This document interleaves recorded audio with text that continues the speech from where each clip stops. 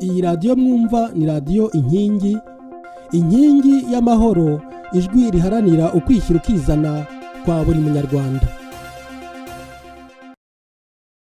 Bakunzi ba radiyo Inkingi basuhuje, turi kuwa mbere ku itariki ya 31 z'ukwezi kwa gatanu muri 2021. Nk'uko rero bisanzwe buri wa mbere tugiye gusesengura amakuru yaranze icyumweru turangije cyo kuva ku itariki 24 kugera ejo ku cyumweru ku itariki ya 30. Muri kumwe na Musabyimana Gaspard hano muri studio za radiyo Inkingi Bruxelles mu Bubiligi.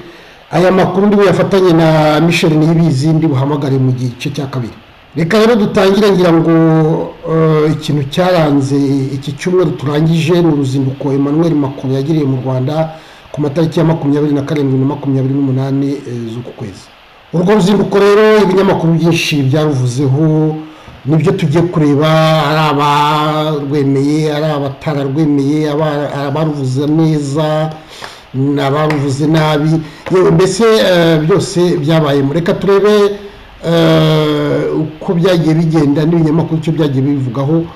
Reka duhere ku kinyamakuru Le Monde. Ikinyamakuru Le Monde rero cyavuze kiti hagati ya Kagame na Macron bafite ubwumvikane burimo ikintu kimeze nkaho harimo inyungu zikomeye cyane, kandi koko nibyo iyo bisesenguye neza usanga ikintu cyajyanye Macron mu Rwanda ntabwo ibyo batweretse n'ibyari bimujyanye buriya ntaho bihuriye cyane. Iki rero ni ikinyamakuru cya Le Monde cyo kuri 28 z'ukwezi kwa gatanu. Aha rero Emmanuel Macron ari kumwe na Perezida Kagame bari barangije ikiganiro bagiranye n'abanyamakuru. Emmanuel Macron rero ageze mu Rwanda, ikindi kintu abantu bavuze nuko Perezida Kagame atagiye kumwakira ku kibuga. Ibyo nabyo abantu ntibabuze kubitindaho, baravuga bati wabona harimo agasuzuguro. Iyi televiziyo yitwa Eben Media TV niyo yavuze iti Rwanda grosse humiliation de Emmanuel Macron, ivuga ko nyine Kagame atagiye kumwakira ku kibuga, akorezaho Minisitiri w'Ububanyi n'Amahanga. Ibyo rero byavuyeho, hanyuma arakomeza ajya ku Gisozi. Ku Gisozi rero niho yavugiye disikuru. Iyo disikuru mu magambo make yavuze ko Ubufaransa bufitemo uruhare mu bintu byabaye mu Rwanda, mu bwicanyi, muri jenoside. Ariko akavuga ati nubwo twari duhari tureberera, atariko ntabwo twigeze twijandika mu bwicanyi, ntabwo turafatanya cyane. Muri disikuru rero yageze akanyuzamo aravuga ati nyamara nubwo Abafaransa twarebye inyuma tutarebye neza, ariko mwibuke ko ari twe twatumye haba amasezerano ya Arusha. Aravuga ati François Mitterrand niwe watumye haba ari amasezerano ya Arusha. Iyo disikuru yo mu bantu ba mbere itashimishije harimo Alain Gauthier ni umufaransa ufite umugore w'umunyarwandakazi witwa Dafroze. Babo bantu rero bakaba baremeje guhiga abantu baba barijanitse muri jenoside. Niwe wavuze ngo Emmanuel Macron ngo ntabwo yubashye muri disikuru ye, ngo ntabwo yubashye abahekuwe na jenoside, avuga ko nta mbabazi yasabye, ko disikuru ye wumvaga nta kirimo. Ariko abandi baravuze bati ahubwo Macron kuki akomeza gushaka gusebya ingabo z'Ubufaransa kandi zarakoze akazi kazo. Ibyo ni nk'iki kinyamakuru Front Populaire aho cyavuze kiti kuki Macron akomeje gushaka gufobya ndetse gusebya ingabo z'Ubufaransa. Ni ikinyamakuru cya Front Populaire nyine kibazaga impamvu Emmanuel Macron ikintu kimuteye kugira ngo akomeze avuge ko ingabo zabo zifite uruhare muri jenoside yabaye mu Rwanda. Iki kinyamakuru kiravuga kiti usanga ari nko gusebya ingabo z'Abafaransa kandi zarakoze akazi kayo. Ntabwo ari cyo cyonyine, hari uyu mugabo witwa Charles Mion nawe ku itariki 28 z'ukwezi kwa gatanu yaranditse aravuga ati umukino wa Kagame match irarangiye, ariko aravuga ati bishoboka bite ko Macron yagiye agasa n'usebya ingabo z'Abafaransa kandi ashyigikira umuntu w'umunyagitugu ariwe Kagame. Aravuga ati ni twebwe twatumye haba amasezerano ya Arusha, iyo batayica ngo Kagame ahanure indege ya perezida Habyarimana ndetse yica n'amasezerano yarusha, ati abo bantu ntabwo baba barapfuye. Uyu mugabo rero hari n'ikindi avuga ngo ko Macron muri ibyo bintu avuga ko asa naho yagiye kwicara kunamira Kagame kumupfukamira, avuga ko yamuhaye miliyoni 500 by'amayero, kandi koko bakomeje kuvuga bavuga bati ikintu cyamijwe no kugira ngo bakuremo amafaranga.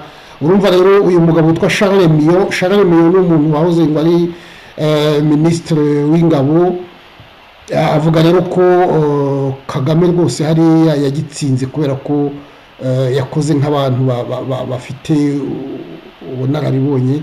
Aravuga ati bravo. Ibinyamakuru by'isi nk'uko nababwiye byabivuzeho cyane. Iki kinyamakuru cyitwa HuffPost ni ikinyamakuru cyo muri Canada, cyavuze ko disikuru ya Macron ifite agaciro kurusha kuba yarasabye imbabazi. Hanyuma iyi ni RTBF y'Ababiligi yo yaravuze iti disikuru ya Macron irakomeye cyane, ifite ndetse n'agaciro, ifite n'ikivuga. N'iki kinyamakuru cyitwa Le Monde disikuru ya Macron nayo cyayigarutseho. Iki kinyamakuru nacyo cyitwa The Conversation nacyo cyayigarutseho kivuga ko Emmanuel Macron disikuru ye yatumye umubano w'u Rwanda n'Ubufaransa wongera kwijajara. Iki kinyamakuru cyitwa AA cyo kiravuga kiti Emmanuel Macron asa naho ntacyo yabonye, yaradusebeje. Cyo rero kiravuga kiti Emmanuel Macron baramusuzuguye, nubwo yari amaze kuvuga ko Abafaransa bafitemo uruhare mu bintu byabaye mu Rwanda. Hanyuma Kagame akavuga ko iyo disikuru ari disikuru y'agaciro, ariko uyu mugabo aravuga ati abantu bayibuka uriya witwa Nkuranga Egide uhagarariye ibuka mu Rwanda, we yaravuze ati yagombye kuba Macron yarasabye imbabazi, mbese nk'uko wa Mufaransa witwa Arengotse yabivuze. Hanyuma akagaruka kuri disikuru ku ibaruwa Victoire Ingabire na Bernard Ntaganda bari bandikiye Macron bamubwira ko yagombye kubwira Kagame agafungura urubuga rwa politiki. Iyi disikuru y'ibaruwa ya Victoire Ingabire na Bernard Ntaganda hari ibindi binyamakuru byinshi nabyo byayigarutseho. Urabona nk'ikinyamakuru West France cyaravuze kiti abantu batavuga rimwe n'ubutegetsi barimo baravuga ko Macron ntacyo yavuze ku burenganzira bw'ikiremwamuntu. Iyo ni ibaruwa rero ya Victoire Ingabire na Bernard Ntaganda bagarutseho kuko bari babwiye Macron, bamwandikira bamubwira bati uze kubaza Kagame impamvu bahora bica abantu mu Rwanda kandi ntafungure urubuga rwa politiki. Iyo baruwa ya Victoire Ingabire na Bernard Ntaganda kandi iki kinyamakuru cyitwa Le Point cy'Abafaransa nacyo cyayigarutseho kivuga ko umuntu utavuga rumwe n'ubutegetsi n'ubundi nabo barimo bavuga bati mu Rwanda Kagame ahonyora uburenganzira bw'ikiremwamuntu. Victoire Ingabire rero hano murabona ko bashyizeho ifoto ye.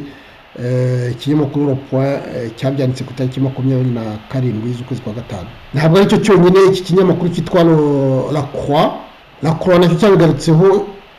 Icyo cyaravuze kiti Emmanuel Macron ntabwo yigeze avuga abahutu nabo bazize buriya bwicanyi bwo mu Rwanda, bavuga ko Victoire Ingabire ariko yavuze ati Macron yego yavuze disikuru nziza, ariko yibagiwe kuvuga ko abantu bapfuye ku mpande zose. Ati yavuze abatutsi ariko ntabwo yigeze avuga abahutu na rimwe bapfuye mu Rwanda. Ikindi kinyamakuru cyitwa La Croix. Iki kinyamakuru cyitwa La Nouvelle Tribune nicyo cyagarutse kuri iyo baruwa ya Ntaganda kivuga ko Victoire Ingabire asa n'uwabwiye Macron ko uruzinduko rwo mu Rwanda ntacyo rumariye Abanyarwanda kubera ko ntacyo byabamariye. Yego aravuga ati Macron kuko yavuze ko Abafaransa bafite uruhare muri jenoside, ko atari ko batari abafatanyacyaha, atari ko yibagiwe kubwira Kagame ko ahonyora uburenganzira bw'ikiremwamuntu. Ati ndetse wa mugani ntabwo yigeze avuga ko Abanyarwanda bose hariya bahababariye. Iriya baruwa rero ya Victoire Ingabire na Bernard Ntaganda, ikindi kinyamakuru cyabivuzeho ni Le Figaro. Le Figaro nayo yavuze ko abatavuga n'ubutegetsi mu Rwanda bavuga ko mu Rwanda bahonyora uburenganzira bw'ikiremwamuntu muri bo bandikiye Macron, ndetse n'ikinyamakuru cyitwa televiziyo Al Jazeera y'Abarabu nayo yabivuzeho, bavuga bati n'ubundi Macron yagiye araceceka kuri za Kagame abuse, nko kuvuga bati Macron yacecetse ku bintu bya Kagame byo kuhonyora uburenganzira bw'ikiremwamuntu. Kuri ya disikuru rero undi wagize icyo abivugaho ni uyu mugabo witwa Paul Kiresi, akaba yarabaye ministre nawe ku bwa Mitterrand mu 1986, ndetse akaba na ministre w'ubutegetsi bw'igihugu kuva 1992 kugera 1993. Yanategetse rero irindi tsinda bashyizeho ryo kwiga ikibazo cy'Ubufaransa mu Rwanda, ibyo cyakoze n'ibyo bitakoze. Uyu mugabo rero nawe yaravuze ati harya, aravuga ati biteye isoni kubona amakuru ajya mu Rwanda akajya kubonana na Kagame, ati biteye isoni, ati Kagame niwe wahanuye indege, niwe nyirabayazana yishe Abafaransa, ati ibyo byose yarabyibagiwe ajya kumwunamira. Uyu mugabo rero witwa Paul Kiresi n'umuntu umwe mu bataremeye iriya disikuru ya Macron. Iki kinyamakuru cyitwa TDN cyavuze ko Emmanuel Macron agiye mu Rwanda ngo yajyanye na ancienne Miss France, yajyanye na wa mudamu witwa Sonia Rolland, ndetse ngo ajyana n'undi witwa Annick Kayitesi Josan, ndetse n'uwitwa Scholastique Mukasonga ngo w'umwanditsi. Abo bose rero ni abantu Macron yagiye yiherekeje, ariko nabonye ko uyu mugore witwa Sonia Rolland ngo ari mu mazi abira, kubera ko mu kwezi kwa gatatu k'uyu mwaka ubucamanza bwaramuhamagaye bumubaza ngo impano yahawe na Omar Bongo y'ibihumbi 800 by'amayero kugira ngo aguremo appartement, ni ukuvuga inzu atuyemo. Sonia Rolland akavuga ngo ni impano bamuhaye, ibyo ngibyo bindi ngo ntabizi, ariko kuko ngo ni bya kera, bayamuhaye mu 2003. Urumva rero Omar Bongo kugira ngo amuhe ari amafaranga, ni ukuvuga ko yari amafaranga ibyo bita blanchiment d'argent, ni ukuvuga ko ari amafaranga utamenye yavuye, baba baribye mu masanduku ya leta cyangwa se hari ibindi bacuruza. Ariko urumva kugira ngo umuntu aguhe ibihumbi 800 nyine ntabwo ari ibintu byoroshye. Ubucamanza rero ngo burimo burashaka, nubwo yaraje mu Rwanda barimo baravuga bati ubucamanza burimo buramugera amajanja kugira ngo barebe ari amafaranga niba ari amafaranga mazima, atari amafaranga bakuye mu bintu bidasobanutse. Emmanuel Macron rero abenshi bavuga ko yapfunyikiye amazi Abanyarwanda, kandi kuko birumvikana iyo urebye ukuntu nka Zayibuka na bariya Babizimana ndetse na mushiki wabo yigeze kujya yifata ku gahanga akamutuka, baravuga batese bishoboka bite ko uyu mwanya none hahinduye, bakaba bavuze ko ibintu bigiye mu buryo. Ni ukuvuga rero ko buriya abantu bo mu Rwanda babuze uko bifata, ntabwo bumva ukuntu uyu mwanya bihindutse, bakavuga ngo ko muri disikuru Kagame yaravuze ati Macron ni inshuti yanjye, yaravuze ngo Macron ni inshuti ye rwose. N'ubwa mbere numvise Kagame abwira umuntu ati uri inshuti yanjye, ubundi ntabwo bisanzwe. Wa mugani rero umuntu yakwibaza uyu mwanya ukuntu bihindutse, abantu barabanzi, wagira ngo hari akantu kameze nka nuza kabagira inshuti uyu mwanya, ntabwo bisanzwe. Perezida Macron rero na Perezida Kagame barangije amadisikuru yabo, bahaye ikiganiro abanyamakuru. Icyo umuntu yafatamo ni uko hari umunyamakuru wabajije Perezida Kagame niba abajije Perezida Macron niba abanyarwanda bari mu Bufaransa ngo baba barakoze ibyaha muri biriya byo byerekeranye na jenoside yabaye mu Rwanda, ko bazabafata bakabashyikiriza ubucamanza, ndetse byaba ngombwa bakabagarura mu Rwanda. Cyane cyane yavuze na uriya Agatha Habyarimana, aravuga ati ubucamanza buramukurikiranye, ese murakeka ko mwazasaba ko yaza mu Rwanda.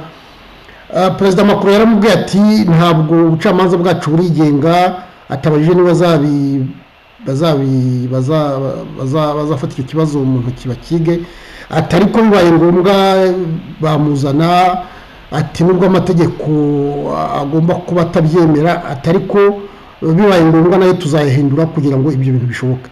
Ni ukuvuga rero ko biriya bintu ni ukubifatisha amaboko abiri.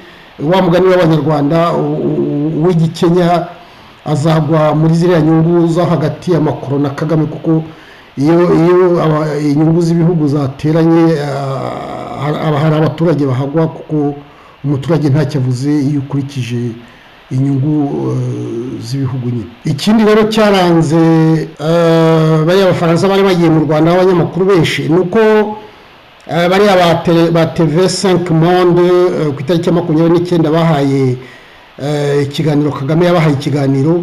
Muri icyo kiganiro ntigarutseho kubera ko ni ikiganiro kirekire gifite hafi isaha, ariko iyo rero nko ku minota 30 murakibona hano, yavuga ngo rendez-vous à Kigali, entretien avec Paul Kagame. Muri icyo kiganiro ndagira ngo ngaruke aho yavugaga abantu batavuga rumwe n'ubutegetsi kuri Kagame. Umunyamakuru akimubajije, Kagame rero yaramubwiye ati ariko iyo muvuga ngo abantu batavuga rumwe natwe ni nka bya bindi baravuga ngo mbese ngo batavuga rumwe natwe ngo baba bavuga iki. Ariko yahereye inyuma aravuga ati uwo mudamu uri hariya waje, ati amahanga yaduhaye ibimenyetso ko yarafatanyije n'abashaka gutera u Rwanda, ati ndetse usanga asa naho afitanye isano n'abantu bijanditse muri jenoside. Ati rero ntabwo ari we muravuga ngo niwe ugomba kuza ngo niwe utavuga rumwe n'ubutegetsi. Ati ubwo nawe muvuga ngo ni opposition. Yaravuze ati opposition ze. Ati undi muntu uba hano mu Bufaransa, ati twamuhaye amafaranga ngo ajye kuyashyira muri za ambasade atariye, ati ni umujura. Ati ngo nawe ngo yageze hano ngo aravuga ngo ntavuga rumwe n'ubutegetsi. Ubwo rero yavugaga uriya ambasaderi Ndagijimana, ndetse ambasaderi Ndagijimana nabonye ko yanditse avuga ko asaba TV5 nayo kumuha ijambo kugira ngo avuguruze ibyo Kagame yamuvuze. Yarongera avuga ati hari undi uba muri Amerika wigeze kuba directeur de cabinet wanjye, ubwo yavugaga Dr Rudasingwa. Yaravuze ati inzu mubona twicayemo, ati niwe ushinzwe gucunga amafaranga yayo yo kuyubaka, ati nawe arayiba ajya muri Amerika. Ubwo Dr Rudasingwa nawe ngo yatwaye amafaranga.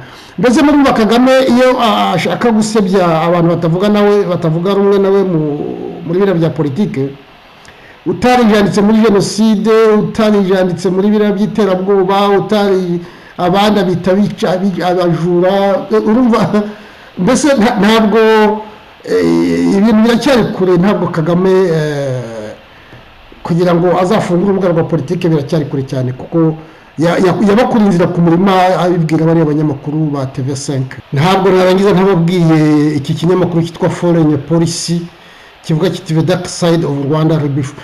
Ni ukuvuga rero ko iki kinyamakuru kiravuga kiti mu Rwanda n'icuraburindi, nubwo bavuga ngo Kagame ibinyamakuru bikamusingiza, ariko nababwiye ko iyo birebye muri iki kinyamakuru ibinyamakuru by'Abongereza muri iyi minsi bisa naho bigaruka ku ruhare rwa Kagame mu guhonyora uburenganzira bw'ikiremwamuntu, mu kwica abantu baburirwa irengero.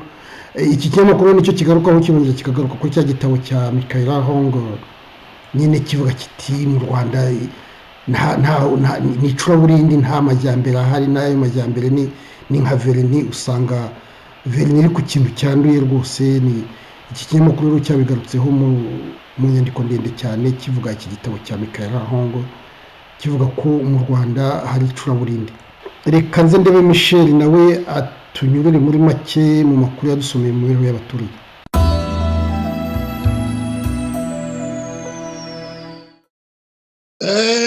Michel wiriwe? Mwiriwe neza Gaspard. Michel watunyurira mu ncamake mu makuru asubira ibyerekeranye n'imibereho y'abaturage.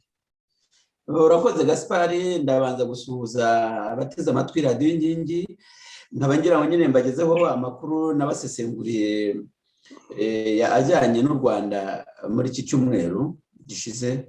Reka mpere ku buvuzi,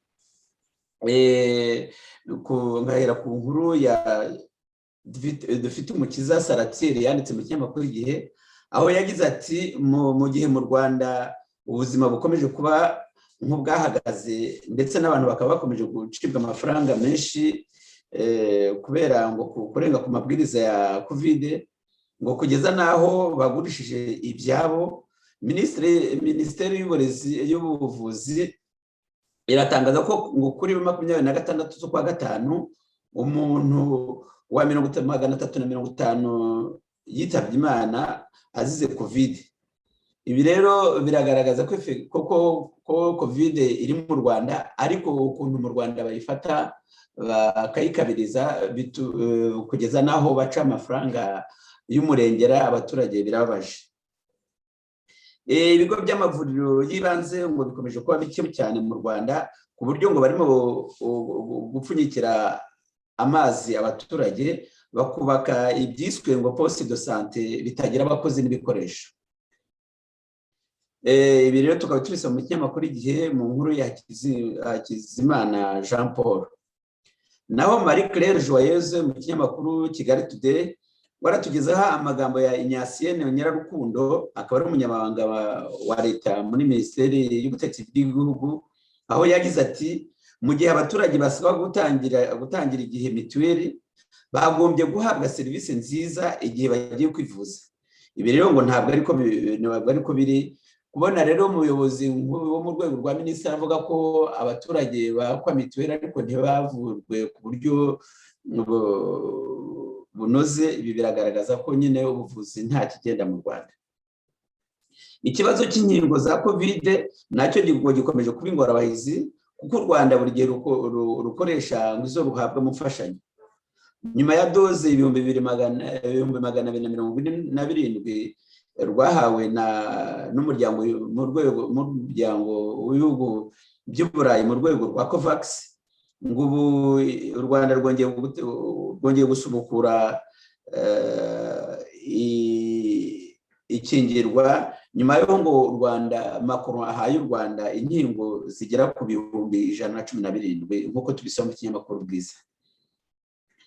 Naho Kagame wati turashimira cyane Macron wazaniye u Rwanda inkunga z'urukingo, ati twari tuzikeneye cyane ngo nicyo inshuti ziberaho. Ibi tukaba tubisoma mu kinyamakuru Bwiza, ariko hanagira ngo nibutse abatwumva ko Kagame avuga ko ngo batagomba gutegereza inkunga z'amahanga, ngo bagomba kwihaza mu bintu byose. Ibi rero bikagaragaza ko ibyo yavugaga atari byo. Reka rero Gaspard nkomereze ku nkuru zijyanye n'uburezi, ngahera ku nkuru ya Kayezu Jean de Dieu yasohotse mu kinyamakuru Igihe, aho agira ati umuyobozi wa REB, akaba ari rwa rwego rushinzwe uburezi mu Rwanda, Dr Mbarushimana, ngo yagiranye amasezerano na Vivine Karedi, akaba ari umuyobozi ushinzwe mu rurimi rw'Igifaransa n'umuco mu muryango wa OIF. Uyu muryango rero ukaba ushinzwe umuco n'ururimi rw'Igifaransa. Rero ngo uyu muryango ukaba warahaye u Rwanda ngo abakorerabushake bazigisha Igifaransa mu mashuri amato n'ayisumbuye mu Rwanda. Ibi rero tukaba tubisoma mu kinyamakuru Igihe nyine mu nkuru ya Kayezu Jean de Dieu.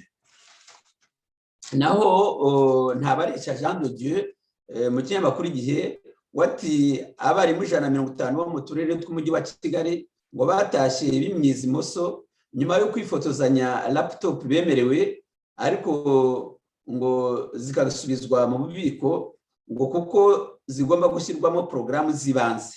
Amafoto rero yakozwe ngo mu rwego rwa gahunda yo kwamamaza ikoranabuhanga mu byigishirize, ngo zatanzwe n'ubuyobozi bwa shampiyona nyafurika y'imikino ya basketball. Ibi rero niko bisanzwe bibigera mu Rwanda nyine, ngo bishashagira byose ntabwo ari zahabu. Buri gihe u Rwanda rwerekana uko rutari, nk'ubu ibintu byo kuvuga ko buri mwana wamushinga wa buri mwana na laptop udashobora kugerwaho mu gihugu kuko nta mashanyarazi ahari, nta bikoresho bihari, nta mafaranga yo kugura mudasobwa n'ibindi.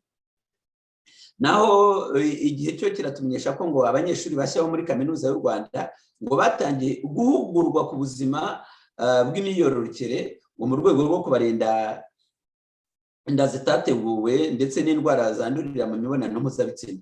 Ibi rero biratangaje kubona muri kaminuza abanyeshuri bajyayo ubundi n'abanyeshuri bakuru bazi ibijyanye n'imyororokere, kubona rero ngo babigishe ibi ngibi ni ibigaragaza ko ikibazo aho kugira ngo bige bakemure ikibazo mu mizi kijyanye n'ubukene, abo barafata ibyemezo bya nyirarureshwa. Reka ndangirize kuri iyi nkuru ivuga ko abanyeshuri bo mu mashuri yisumbuye bahize abandi mu kuvuga no kwandika neza Igifaransa, ngo bashyikirijwe ibihembo basabwa gushishikariza bagenzi babo kwitoza no kuvuga no kwandika Igifaransa, kuko ari ururimi ruzabagoboka muri ibi bihe isi yose yabaye umudugudu. Ibi rero birababaje kubona u Rwanda ariho rwibuka ko Igifaransa ari ururimi rukomeye ku isi, nyuma yo kuruca bakarusimbuza Icyongereza, none bakaba bagarutse kurwigisha amazi asa nkaho yarenze inkombe. Ngaro y'amakuru n'abateganyije ku bijyanye n'uburezi n'ubuvuzi, nkaba ngira ngo nkomereze ku gika kijyanye n'amakuru anyuranye. Ibyangombwa by'ubutaka bisaga miliyoni 1,700,000 ngo byaheze mu buyuko kubera ko bene byo bananiwe kwishyura imisoro y'ubutaka kuva mu 2010 kugeza mu 2020. Ibi rero akaba ari agahomamunwa. Iyi nkuru tukaba tuyisoma mu kinyamakuru Igihe, ikaba yaranditswe na Kanamugire Emmanuel. Naho Hakizimana Jean Paul mu kinyamakuru Igihe ati imiryango 22 igizwe n'abatutsi barokotse jenoside mu mudugudu wa Kihurura mu kagari ka Sovu mu murenge wa Kigabiro mu karere ka Rwamagana, ngo bashyikirijwe inzu babubakiye ngo bari bategereje kuva mu 1994 ngo bari bategereje kubakirwa. Ibi rero bikaba bitumvikana ko umuntu bamugoboka nyuma y'imyaka 27. Ikindi kandi nuko aya mazu iyo bahaye abaturage bicirwamo inzu kuko ntacyo baba bafite cyo kubatunga. Prudence Kwizera mu kinyamakuru Igihe nawe aratangaza ko ngo imiryango 20 mu murenge wa Musange mu karere ka Nyamagabe ngo bahawe inzu bubakiwe ngo bari bategereje kuva mu 1994. Naho abaturage bo murenge wa Rusenge mu karere ka Nyaruguru ngo bangirijwe imyaka n'amazu kubera umuhanda wa Huye Nyaruguru, bakaba batabaza farije yabubakiye ayo mazu. Rero bikaba bikorwa batabaza kuva mu 2014, ariko kugeza ubu nta mutegetsi n'umwe ari ubutegetsi wa leta umuyobozi wa farije wari wabatabara. Ibi akaba ari inkuru ya Prudence Kwizera yanditse mu kinyamakuru Igihe. Naho Jean de Dieu Hakizimana mu kinyamakuru Igihe ati mu karere ka Nyagatare umuvunyi mukuru yakirijwe ibibazo by'abaturage bangirijwe ibyabo n'ibukwa ry'umuhanda Nyagatare Rukomo. Abaturage rero bakaba bategereje ingurane kuva mu 2019.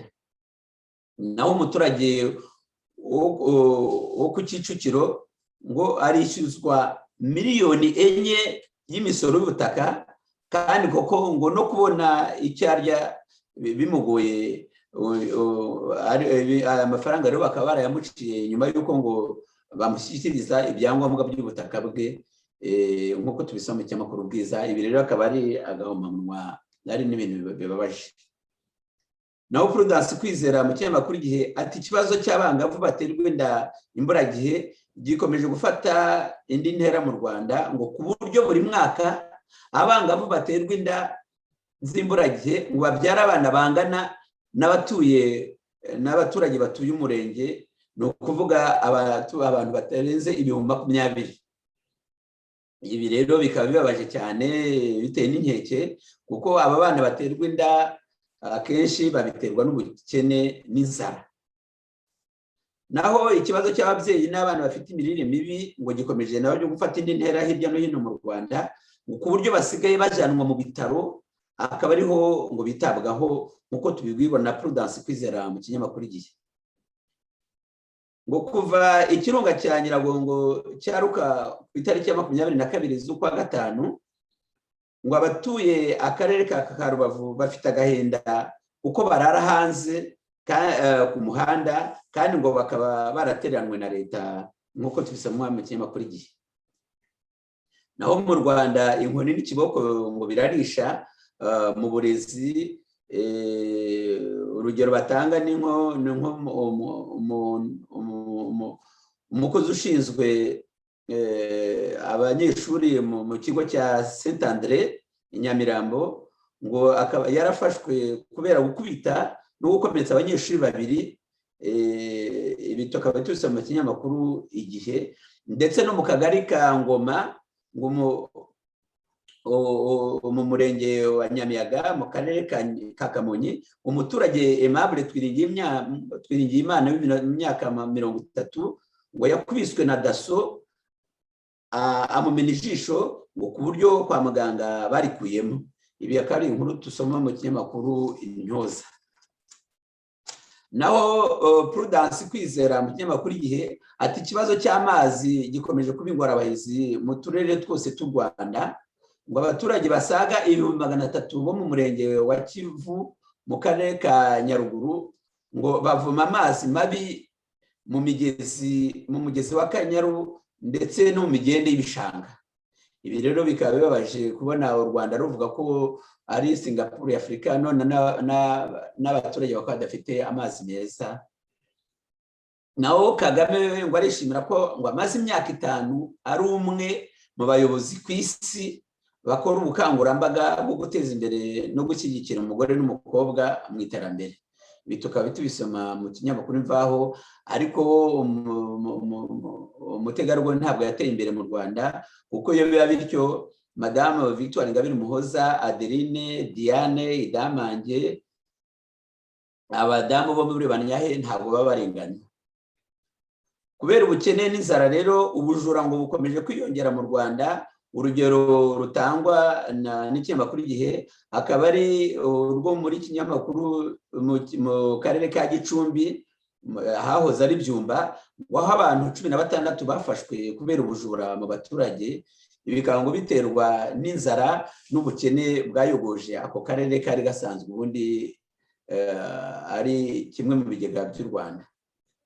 Naho umubyeyi Wamugera Christina akaba ari umucikacumu mu mudugudu wa Kamatovu mu kagari ka Gahondo mu murenge wa Busasamana mu karere ka Nyanza, ngo yagabiwe inka asaba aho azayororera kuko ntafite, nkuko tubigezweho na Theogene Nshimiyimana wo mu kinyamakuru Umuseke. Ibi rero bikaba bijyanye na ya gahunda ya Gira inka, aho umuturage ahabwa inka akavuga ngo azayohere mu kiraro yishakira ubwatsi, yashakira imiti, uburyo nka imutwara umucuza n'utwara afite ikamusiga mu bukene bukabije. Naho Rugari yo iratabariza Aimable Karasira, bivuga ko ngo yaba yibasiwe na Kagame n'agatsiko ko muri FPR, ngo iyo Rugari iti kumwica ngo ntacyo bizabungura. Rugari kandi iti Karasira Aimable arishinganisha kuko FPR ishaka kumukoresha ngo agambanire abatavuga rumwe na FPR. Naho Padiri Atanazi Mutarambirwa muri Dorwandene ati reka nunganire Karasira mu biganiro yakoze mu minsi ishize ngo bigatuma abantu bamwe bamwijunika. Dorwandene kandi iramenyesha ko nyuma yo kwicirwa musaza we Madame Innocente Mukamana wavuzweho cyane mu itangazamakuru, ngo wari warabuze ngo yarabonetse, akaba rero ngo ari mu karere ka Nyagatare. Akaba avuga ko ubuzima bwe buri mu mazi abira kuvaho arokotse, abenshi bamwibasiye. Naho Ukwezi mu nkuru ya Martin niyo nkuru kugira kuti urugendo rwa Macron ngo ruzasigira abanyarwanda umuco wo guca bugufi n'ubumuntu. ngaro aya makuru n'abasoma ibijyanye n'imibereho myiza y'abaturage. Gaspard, urakoze Michel kuba wabonetse kugira ngo usesengure aya makuru. Wari ufite amakuru y'ubucamanza Michel? Nibyo koko hari amakuru make nabasomeye mu binyamakuru byo mu Rwanda bijyanye n'ubucamanza.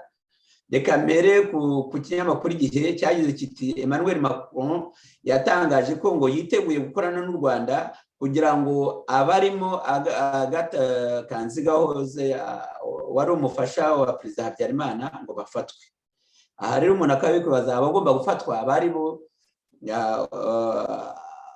badafashe agatsiko kari ku butegetsi Kigali kateguye jenoside ndetse kakabana n'ubu kakitsemba abanyarwanda. Nkundineza Jean Paul mu kinyamakuru Igihe ati urukiko rw'ibanze rwa Nyarugenge rwategetse ko CSP Kayumba Innocent, SP Ntakirutimana Eric ndetse na Mutamanirwa Ephraim barega kwiba, kwinjira mu makuru abitse kuri mudasobwa no kwitirira umwirondoro ngo bakomeza gufungwa. Abangaba nkabibutsa ko bahoze ari abayobozi ba gereza ya Mageragere. Philibert Girimena mu kinyamakuru Igihe waratangaza ko Kagame ngo yongeye kugaruka kuri mapping report. Kagame akavuga ko ari ku nshuro ye ya nyuma, ashimangira ko ngo ubutabera abantu basaba bitwikiriye iyo raporo mapping ngo ko butazagerwaho ngo kubera ko ngo birimo harimo uruhare rw'impuguke zo mu mahanga. Ahangaha umuntu akwiye kwibaza ukuntu Kagame yamagana abahanga n'abanyamahanga bakoze raporo mapping kandi buri gihe ahora yitabaza amahanga igihe byamukomeranye. Kanamugire Emmanuel mu kinyamakuru Igihe ati urwego rw'igihugu rushinzwe ubugenzacyaha RIB rwatangaje ko rwataye muri yombi umukozi warwo mu karere ka Rusizi ngo arimo kwakira ruswa y'ibihumbi 300.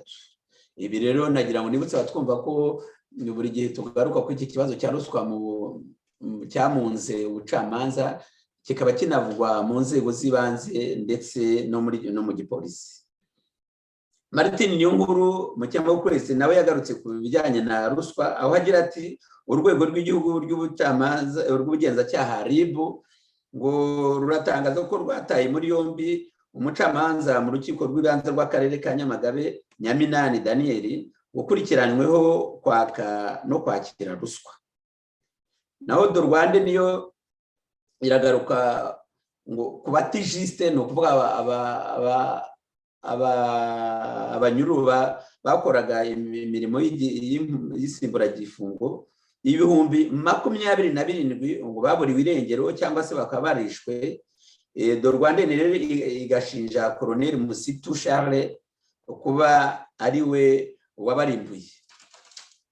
Naho polisi y'u Rwanda yo iratangaza ko yafashe abagabo 3 biyitirira polisi bakabeshya abantu ko bazabaha uruhushya rwo gutwara imodoka ibyo bita permis, ngo baba batarakoreye ngo bakabaha amafaranga nk'uko tubwirwa na Monzire Sylvaine mu kinyamakuru Igihe.